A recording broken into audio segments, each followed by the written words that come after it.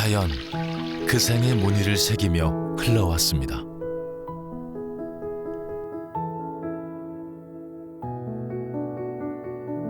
나무의 결을 따라 살아온 목공예가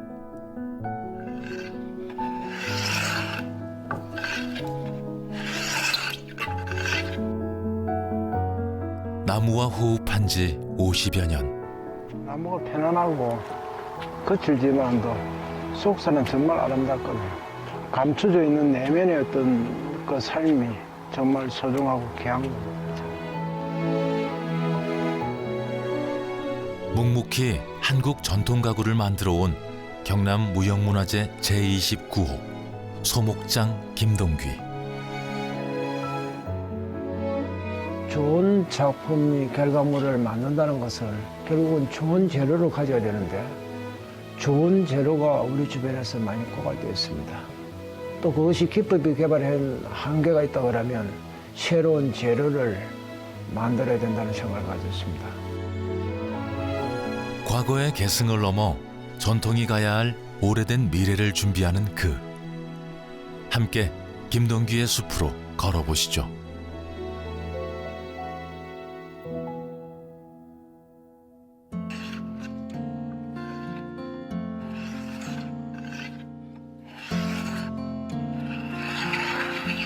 나무 속살 깎이는 냄새 그득한 소목장의 작업실.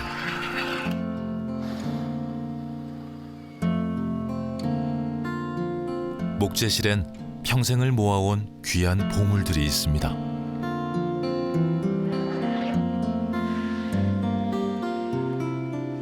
작업을 하는데 가장 중요한 게 재료적인 부분이죠.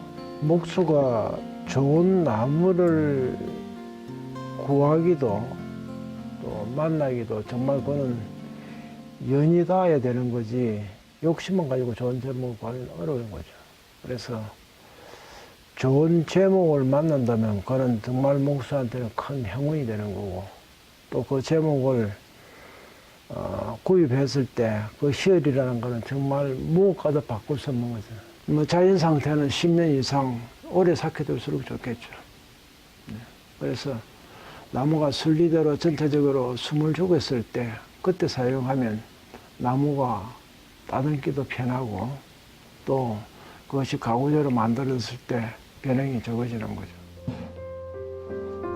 목재실 한켠에는 그의 스승들이 있는데요. 바로 고가구입니다. 젊은 날 전통 소목 가구에 뛰어들었지만 문헌 한 장 없던 현실. 옛 가구를 교재 삼아 8알의 실패를 거듭하며 만들어보는 수밖에 없었죠. 은행을 그대로 보존하고 여기에 있는 짜맞춤 기법이나 또 문양의 형태들을 찾는 거거든요. 이걸 기반으로 해가지고 지금 전통 가구를 재현하고 또 제가 만드는 어떤 해석에 대한 부분들도 이 결구 짜임이나 재료 쓰임 방법을 여기서 통해서 얻어내는 거죠. 한국의 문양을 찾아 전국의 절집과 박물관을 유랑했고 홀로 연구와 작업을 통해 전통 가구 재현을 이뤄내기까지 20해. 끊임없는 실패와 시도 속에 과거에 전해오던 재료와 기법 하나까지 현 시대에 맞는 방법을 찾아 기술을 개발해 왔습니다.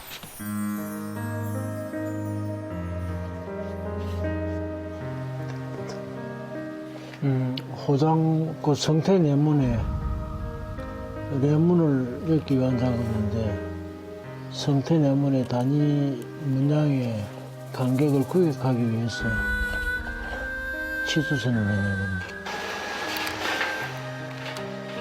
한국 전통 상감 기법인 성퇴 뇌문.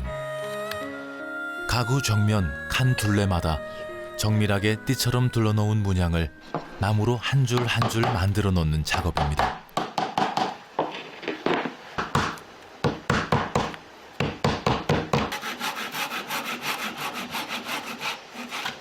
젊은 날 독학만으로는 풀리지 않는 숙제들이 늘 생겼죠.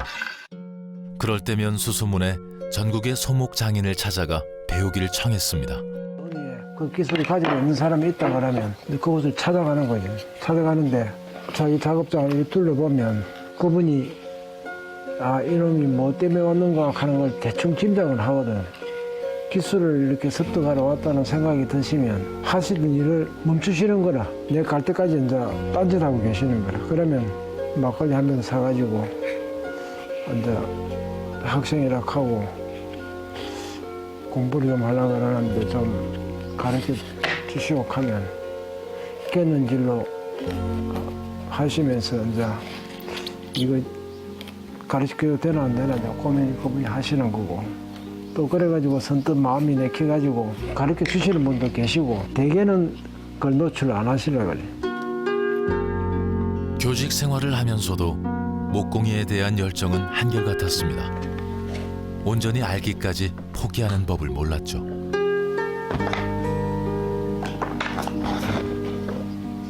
그 천성은 저물지 않고 숙명처럼 여기까지 그를 이끌고 왔습니다.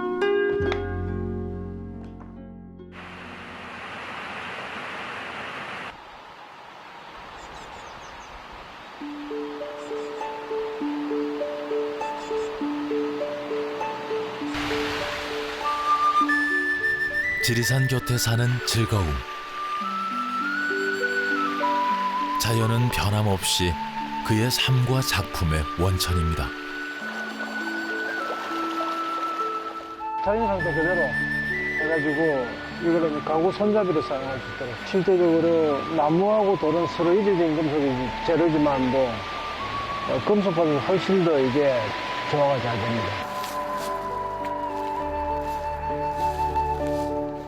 나무는 그에게 여전히 매력적이고 아름다운 반려자이자 스승입니다.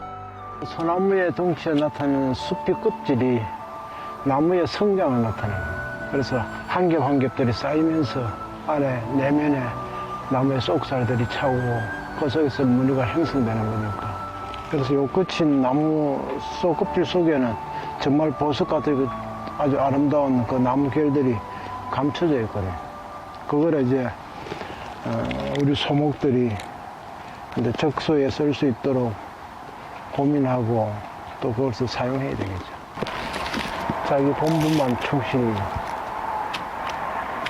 하다가 삶을 살다가 그런 거죠.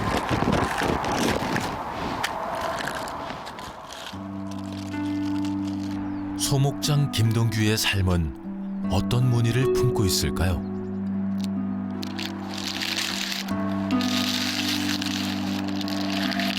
정말 나무한테는 미안한 이야기지만 또 태풍 불면 어느 지역에서 나무가 쓰러졌는지 그것만 쳐다보고 정작 그것을 제공해주는 숲을 볼 수 있는 그런 마음의 여유가 없었습니다. 40년이라는 시간이 지나고 지난 시간들을 돌아보면서 그동안 내게 좋은 재료를 제공해준 어떤 숲의 모습을 이따금씩 이 산에 올라보면 전체 숲을 볼 수 있기 때문에 숲이 주는 어떤 그런 이로움이나 고마움, 내 작업에 대해서 조력해주는 숲의 고마움을 새삼 느끼게 되는 거죠.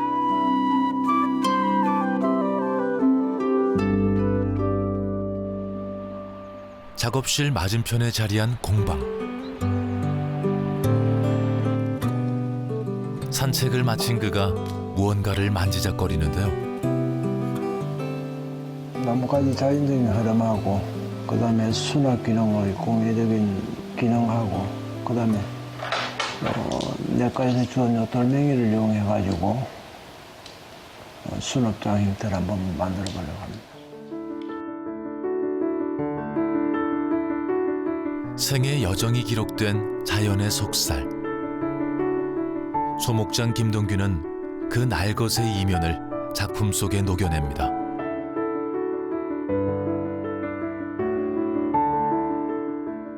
모든 민물들이나 생물들은 원 상태로 자연이 있는 그대로 돌아가려고 하는 그런 어떤 마음들을 가지고 있습니다. 그래서 우리 인간들도 어떤 자연의 한 모습으로 다시 회귀하고 하고 싶은 어떤 그런 본연의 생각들을 가지고 있지 않겠나. 그래서 간혹 이제 그것을 가르쳐주고 일깨워주는 것은 결국 자연의 힘이고 자연의 시간이기 때문에 그 속에서 일어나는 모든 제 현상들을 제 작업 속에 많이 끌어오는 편입니다. 그래서일까요? 녀석도 이곳이 낯설지 않은 모양이네요. 이 작품의 숲에도 다양한 모습의 나무들이 있습니다.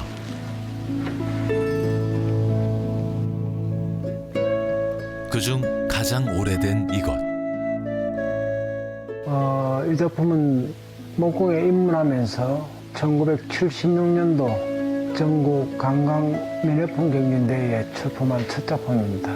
천여 출품을 해서 당시에 많은 장인들 계시는 가운데 이번에 도에서 우수상을 받은 작품으로 작품의 모티브가 된 것은 통일 신라시대의 연하형 촛대를 리디자인해가지고 나무로 표현한 작품입니다. 그래서 이제 작업의 어떤 한계성도 있겠죠. 제가 할 수 있는 어떤 기본적인 부분에서 조형적인 요소가 가장 빼어났다 생각을 가졌고, 또 금속으로 만든 소재를 나무로 제작해도 가능하겠다는 그런 판단을 해가지고 그 시절에 목재를 구해서 작업을 했습니다. 초등학생용 조각칼로 완성했던 처녀작. 이후로도 온통 작업에만 몰두하던 그는 대한민국 미술대전 연 10회 수상이라는 이변을 남기기도 했습니다. 그의 성실함은 늘 작품을 향한 것이었죠. 서운했을 가족들. 하지만 그들의 이해 속에 한 길을 걸어왔습니다.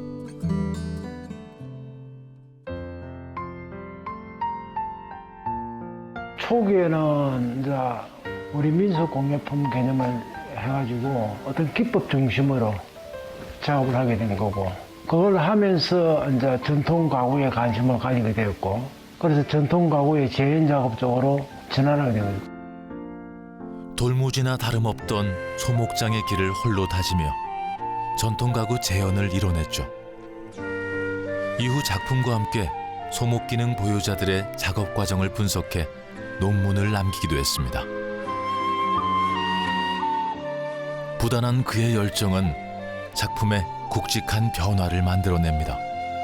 전통 재현에 젊음을 쏟던 그는 어느 날 마치 조각 작품과 같은 가구를 선보이게 되죠.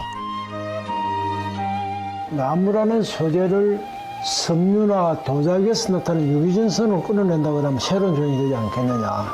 그래서 이 작업의 모티브가 된 것은 우리 옛날에 서민들의 그 문살이 보면 때로 대살로 엮어놨고, 또 대바구니가 오래되면 자연적으로 형들이 변형이 되면서 쭈그러진 느낌들, 거기서 형상을 얻는 거거든요. 그래서 나무를 그와 같은 형상을 끌어낸다 그러면 좀 더 새로운 어떤 신조형이 접근되지 않겠느냐. 제가 그동안에 해오던 전통적인 가구의 어떤 형태를 깨트리는 작업 일환으로 시도한 작업들입니다.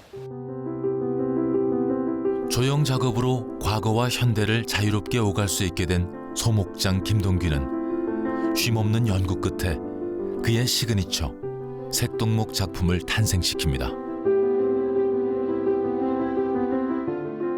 가을 단풍을 볼 때 청고마비, 그래서 높은 천공 위에 구름과 새들이 날고 그 밑에는 다양한 어떤 수종들이, 나무들이 이렇게 컬러풀하게 있는 것들을 구성했다, 이렇게 보시면 될 것 같습니다.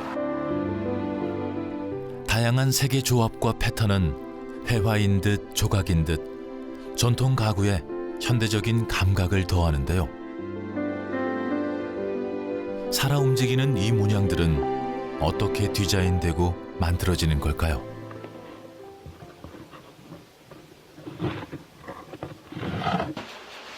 색동목을 제작하기 위한 염색을 한 목재의 단판, 여기 좀 보시면 필요한 색상들을 이렇게 산성염료로 염색을 하게 됩니다. 또 이것을 다시 집성을 해가지고 자르게 되면 반복적인 작업을 하게 되면 이와 같은 패턴으로, 다양한 패턴으로 얽히게 되는 겁니다. 그래서 최종적인 이 볼록은 여기서 나타나는 작은 점처럼 이 컬러가 하나의 피스 조각입니다. 그러니까 이 볼록 전체가 수만 퍼즐이 모여서 결합된 하나의 덩어리다, 이렇게 보시면 되겠죠. 여행을 하다가 사누리가 절대된 단면을 보면서 지층의 배사구조의 적층들이 나무에 적층되는 느낌으로 끌어온다면 조금 더 나이테이지가 막 가까워질 수 있지 않겠냐고 이제 발상을 하게 된 거죠. 그러나 여러 가지 곡선들을 계속해서 누적해서 쌓으면서 자르고 붙이고 하는 작업들은 사실 기술적으로는 거의 불가능한 상태였거든요. 그래서 그 해결 방안을 모색하는 과정에 여름에 그 소나기에 와서 비를 피하기 위해서 신문지를 머리 위에 쓰고 가다가 신문지가 쭈글쭈글해지는 느낌을 보고 그러면 또 목재도 똑같은 섬유니까 수축과 평창의 작용이 자연스럽게 일어나면서 우울증을 가져올 수 있겠구나. 색동목을 개발하고 자유자재로 문양을 디자인하기까지 오랜 시간 수많은 실패를 쌓았습니다. 그는 왜 색동목을 만들고자 했을까요? 지금 현존하는 장인들은 좋은 수정, 남아있는 수정들을 구해 쓸 수 있지만 또 후학들은 그러한 소재를 구하기가 힘들고 그러므로 해가지고 전통 가구가 소멸될 그런 위기감도 올 수가 있습니다. 그렇기 때문에 색동목을 개발해서 희귀재를 대신해서 후학들이 언제든지 필요한 소재를 자신이 필요한 기물들을 만들 수 있도록 그렇게 재료를 개발했습니다. 문양을 개발함에 있어 표본으로 삼은 디자인이 있다고 하는데요. 흑백의 어떤 대비를 누르면서 BMP의 어떤 질감을 가려서 가구재로 사용할 수 있도록 만든 겁니다. 남유럽과 그다음에 이태리를 중심으로 해서 가구를 디자인했습니다. 그래서 그쪽 사람들이 선호하는 패턴인 BMP의 형상을 색동목으로 디자인해서 제작한 것입니다. 그의 색동목 작품들은 국내외 20차례에 가까운 초대전을 통해 호응을 얻었죠. 그는 여전히 신기술을 연구 중이며 이를 통해 생활 기물들을 창조해내고 있습니다.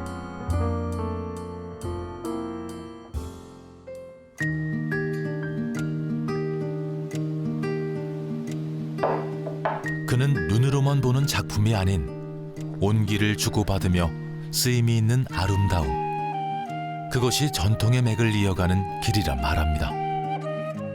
지금 시대 감각에 맞는 다구나 다간으로 또 개발하고 또 그것을 사용한다고 하면 오랜 전통을 가지고 있는 우리 목기에 대한 어떤 그런 뿌리들이 계속 전성되고 이어가지 않겠나 그런 생각들을 가집니다.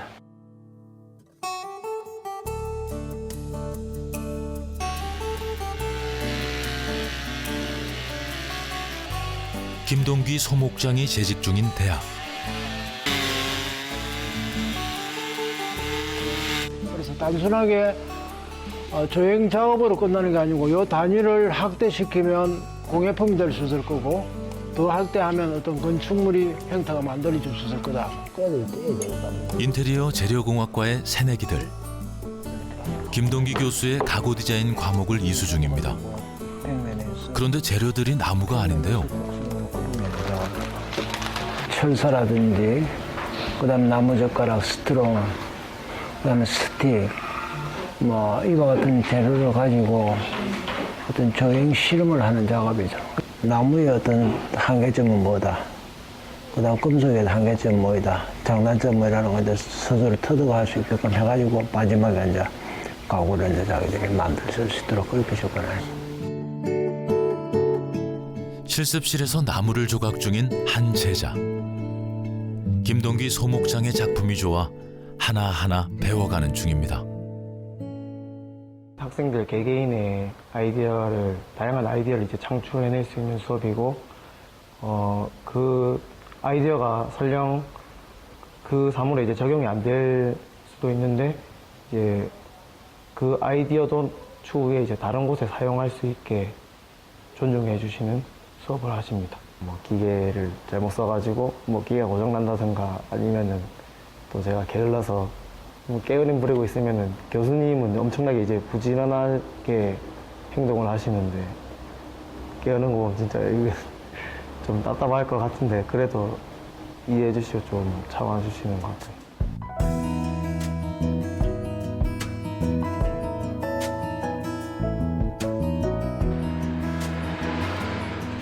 평소 그의 작품을 좋아하던 한 갤러리 관장의 부탁으로 작은 전시회를 하게 되었는데요.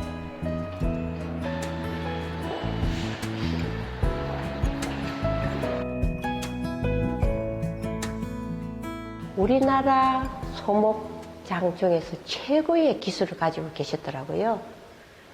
나무를 저렇게 미소니처럼 저렇게 자유자재로 쓸 수 있는 분은 우리나라에서 아마 김동기 선생님이 최고일 것 같아요.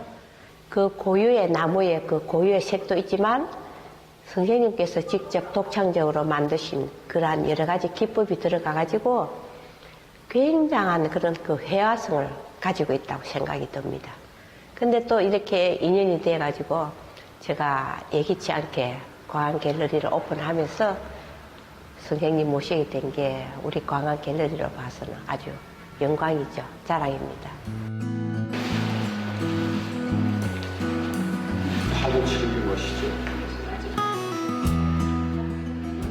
공간 속 그의 작품들은 전통과 현대를 넘나들며 조화를 이루고 있습니다. 첫 소감은 굉장히 놀랍다. 색감의 배합이라든가 이런 것도 참 좋았고, 그 하나하나 장식을 택하는 거라든가, 또는 뭐 이런 면에서 뭐 나는 이거가 전공은 아니지만 내가 그림을 그리는 사람으로서 봐도 이렇게 감동이 와닿는 아주 좋은 작품이었습니다.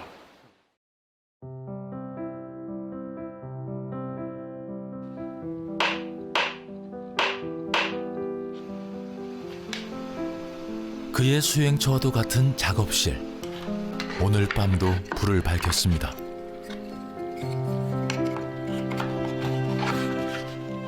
하나의 작품이 완성되기까지 2~3개월. 정이 많이 들 텐데요.